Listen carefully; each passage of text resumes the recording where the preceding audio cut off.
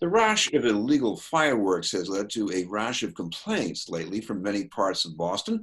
Among those trying to mobilize a response is the interim executive director of Drive Boston and host of Java with Jimmy, James W. Hills. James, thank you very much for joining us.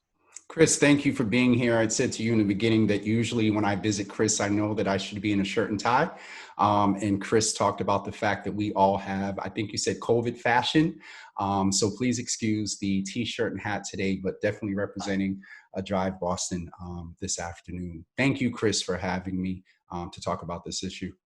James, you've heard some of the noise. I've heard some of the noise. But what about the bigger picture here? What have people been telling you about all this, as far as how it's worse than ever before?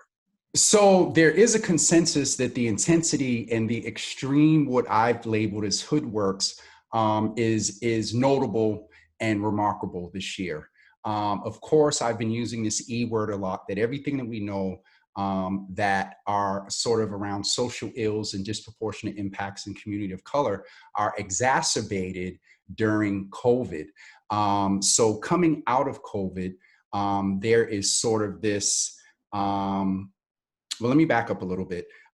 Generally, there is the concern about what's going on from the impact of the fireworks, which I call hoodworks. People are, their trauma is being activated because the sounds sound like gunshots, this extreme. This year, it is very, very worse. So what I'm hearing is that named trauma, but then I'm also hearing the sensitivity for those who are participating, for understanding why. I, was on Java with Jimmy this morning and had the thought in real time that we need dual sensitivity to those that are impacted by the sound of the fireworks, but then for those that are also expressing themselves. And some people may find this difficult to hear because we know that they are technically illegal. Let's just name that. However, dual sensitivity is the consensus of what I'm hearing from the community, that people don't want to be reactivated in their trauma, but then they want also to be sensitive and be neighborly to their neighbors who are participating. James, unpack that a little bit for me, because you say somebody might be mourning the loss of someone they know or someone in their family. How do you go from that to making all that noise at 2 o'clock in the morning somewhere? So Chris, I get it. First of all, let's name that all of our sleep patterns are off. And I think that the notion of, so what I am hearing in the community is this huge desire of please stop between 11 p.m. and 5 a.m. That is the consensus piece. All of our sleep patterns are off. So that expression, and again, Chris, I just got this as I was talking to the audience this morning. It is the sound. I think the adrenaline rush of when you light a firework, you got to get away before it hurts your ears or you get, injured. Does that adrenaline drown out the pain of what they're dealing with? Does the boom represent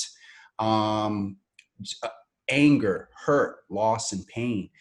So I understand our community being impacted as the result of a sound. Some of these extreme works are, I thought my house rattled the other day, so it is representing what they're dealing with and everything that people learned about the systemic oppression within our society. So it's not that far-fetched, Chris, that for some, this is sort of a release.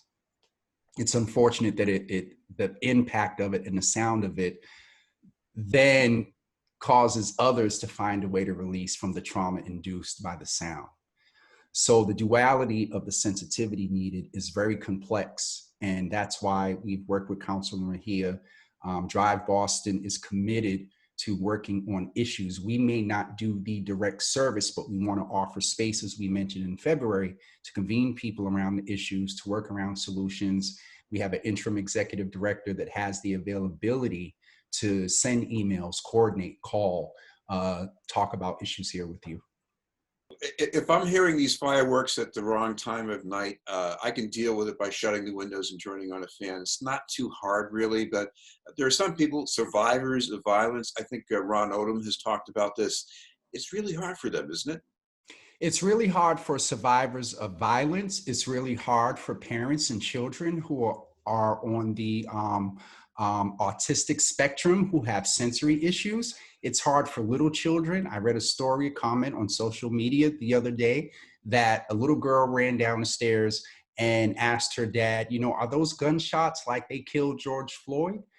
So there is, with the extreme fireworks and everything that is a result of everything that has been exacerbated during COVID, it's also an extreme impact on those who are survivors of homicide, who are veterans, and then we have to kind of also factor in the basic city service issue of the debris and trash that's left, and then a danger for those that are participating with them anyway. We're concerned about them. We don't want someone's hand to get blown off. You know what I mean? So there are so many multiple factors to this, Chris, and that's why we're committed to still convening the conversation, but moving toward sort of actionable items for community engagement that takes in everything that we've named into consideration. Well, when people are at wit's end, they call 911, but maybe 911 isn't the best way to do it all the time. So early on in this, I was one who had advocated for 311 because of our climate and just what often sometimes goes on, as a Black man, given the climate of our country, I get the piece about 911. I personally, I'm speaking for James Hills here, I personally, hearing a girl wake up, I heard a boom and I heard a girl scream. I was awakened one morning at 1 a.m. About it. And then I'm looking on social media and I'm seeing the people who are being traumatized. I personally have weighed, if someone is being traumatized, in the beginning, I was like 311. There was some interesting responses. The mayor had noted that there was a 330% increase of 911 calls. There was data created in 311 and 911. I would believe the sort of the goal was the purpose of getting data to let us know where the concentration was. I have since backed off because I want to be committed to what the voice of the community is. And there was a large sentiment of not calling 911. However, if it's 3:30 in the morning and you are constantly being bombarded by what sounds like machine gun shots and you were sitting there shaking, my first recommendation would be now to reach out to the trauma services. They are available. There are trauma teams and a neighborhood trauma team for the city. You can call 311 and it can get you connected to that. But there has been, sort of me personally, a stepping back away from that. And that's why I've asserted before that we need to create spaces where neighbors can talk to other neighbors and a sense of community in village. While there's this movement of community policing and defunding the police or redirect funding, this is an opportunity now for our community to sort of exemplify what it is that we can do, with all due respect, without them. So again, early on, I'll be honest, out of my personal frustration, feeling for these families that are traumatized, that was sort of the assertion. But in backing up and hearing the voice informed by the community, let's figure out a way to work with our neighbors that are participating, to let them know the impact. And then also remind them that they don't want to be in a situation where they get hurt or someone else gets hurt, and then there is no other choice but 911. Well, I really don't know who the lighters are, but one thing that goes through my head is, and this doesn't apply to 2 or 3 in the morning, but it seems that they need something else to do, at least to the extent that it shifts their focus. Yes, and that is true. So, Chris, that's another thing to unpack, because there is a presumption that these are all young people, let's say 21 and under.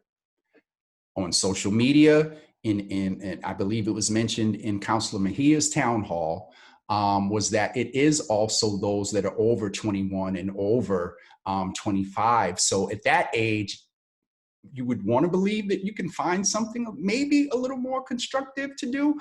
I don't want to make a judgment statement in that statement, but there definitely needs to be alternatives. Like, it's not like the dirt bikes. We can go and say, hey, mayor, can you give us 3 acres of land and let the young people just get it out and ride?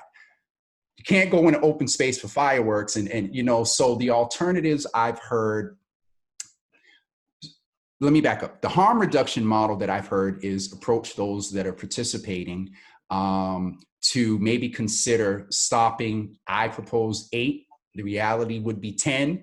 And then the neighborly intervention wouldn't start until like 10:30, 11. And sort of having that understanding, engaging those that are participating. So that's a harm reduction model. The alternatives could be, how do we maybe consider hosting late night online gaming competitions? How do we maybe work with the city to have one of the community center? Well, see, the physical gathering is still an issue, you know, so COVID has really, you know, done a lot, not only appearance here on your show, but also, you know, what it is that we can offer as alternatives. So gaming is one thing that I thought about.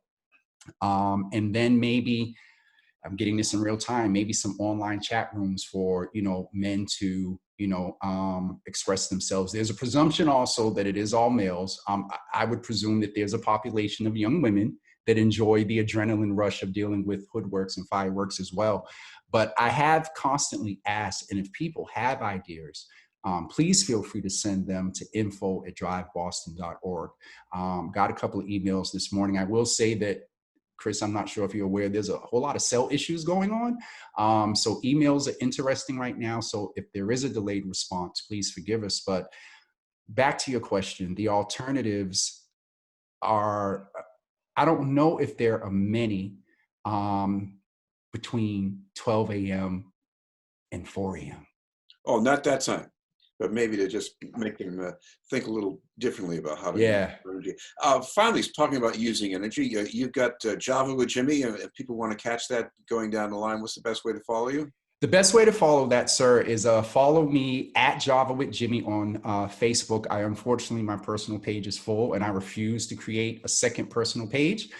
So at Java with Jimmy, and it's there, Chris, that's low budget, low key, trying to be like you, Chris. Just sharing information and building with community. It started out when the mayor, when the governor said that we should stay in. I had a cup of coffee one day. My mom asked, "Are you going to be here tomorrow?" And ever since March 24th, we've been on every day, Chris. So we engage community, and we've talked about this issue on Java, and it is active, and we are actively working with Councilor Mejia and others, and she's convened her peers to come to a community-driven resolution that takes all factors into consideration, but also maybe doing it quickly because the 4th of July is approaching, and the intensity of these hoodworks have the propensity to really, I was going to say skyrocket, no pun intended, to increase as we get closer to the 4th. So we do have to do something sort of quickly.